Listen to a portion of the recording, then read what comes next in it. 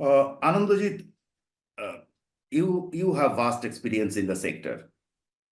Now, we all know energy transition is costly because it leads to the idling of energy infrastructure that was built at great cost. It means consumers should pay for more quality supply. Unfortunately, that's not happening in India. On the one hand, the tariff structure is highly distorted and is out of place. Secondly, there is a political rush to offer free or subsidized electricity to the domestic sector and agriculture. Overall, it drilled anywhere between $80 to $90 billion hole finance gap in the system. How can we meet both ends, energy transition and ensuring good finance? I think, thank you, Mr. Bose, for inviting me in this very relevant topic and podcast. And thank you, Animesh, for the wonderful introduction. I think in terms of the word that you used, good finance, it will be more, I think, responsible finance. Because I think power sector needs to come into a transition point where responsibility now comes in, accountability has to set in.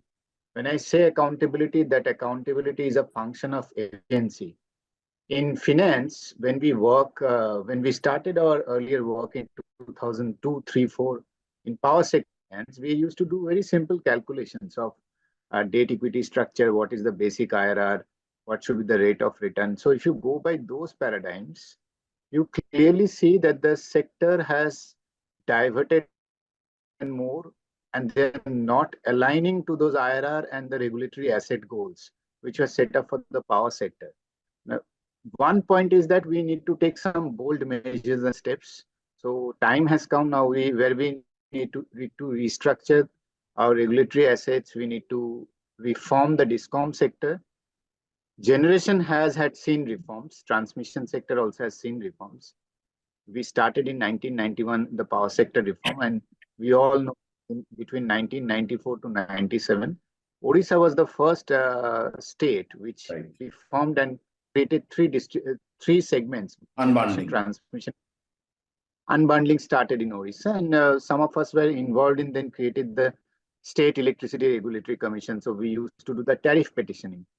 What we realized when we were walking through those spreadsheet and Excel sheets of the entire tariff structures of each of these state companies, we clearly saw that nowhere the cost is also measuring the functional efficiency.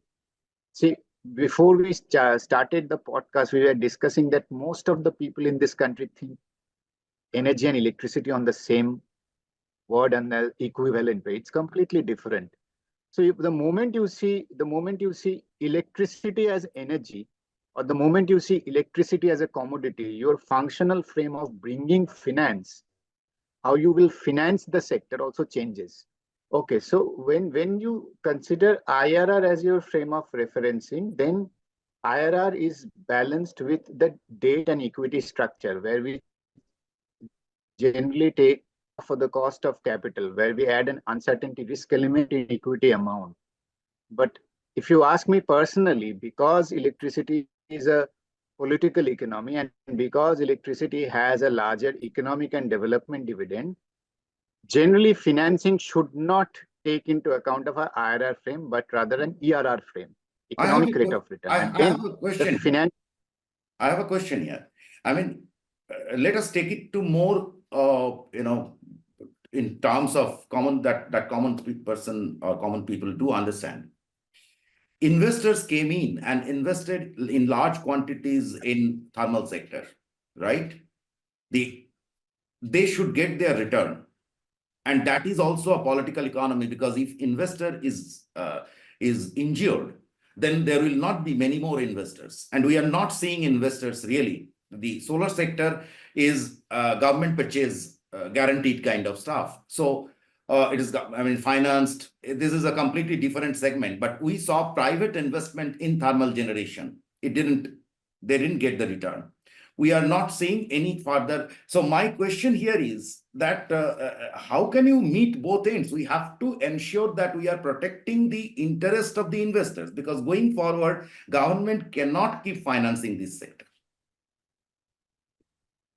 I agree with you. I agree with you. And that's where I'm saying that it needs to initially start to bring in an efficiency framework where we take care of the investor from an IRR perspective, which is the internal rate of return, which is only on the cost of supplying provision, taking into account of debt and equity. But because energy is also a political commodity, in the long term, only taking care of the investor will not balance the larger societal goals, because you told about balancing the both. So somewhere we have to transit from IRR frame to ERR frame, where after taking care of, say, if someone has put in 100 rupees of money, if we take, let's take an example, green financing amount, people are saying okay, it will finally lead to $5 to $7 trillion. Some people have estimated 200 billion, but no one says, what is this 200 billion? Is this 200 billion an amount of only getting a rate of return on what? First, that has to be defined. Return is only not on putting the money, just only the money. If that is what we ensure first through a proper cost plus pricing regime, we used to do multi-year tariff. You are aware of that, why multi-year tariff came in the power sector, because we always used to consider this 5-year multi-year tariff frame only to give a positive and to get a confidence to the investor. We had tried that in several states also, but then that also failed because the regulatory assets piled up and investors started to back away, as you are rightly mentioning. Market instruments are failing because you didn't give market a chance in the entire sector. Whether it is agreed. generation. Agreed. When you are saying, I do agree. See, India has a goal as a poor country with only 2,500 at current prices per capita. So we have to our ensuring supply of cheap electricity is a just goal. This is a just goal. The question is here with whether we are working for that. One, two, how to do that. If you want it at the cost of the investor, then it is not going to work, because personally, you or me, when we invest, that decision is fully based on the return. And then you have to spend your money somewhere, judiciously. So whether we are doing that,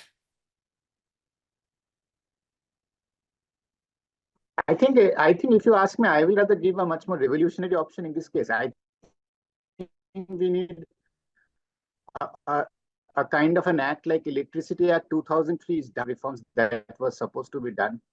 We now need to also have a new act in place through which, because see, in a country like India, sometimes the command and control measures need to come, because you know how people and states and electoral economics and function when it comes to electricity.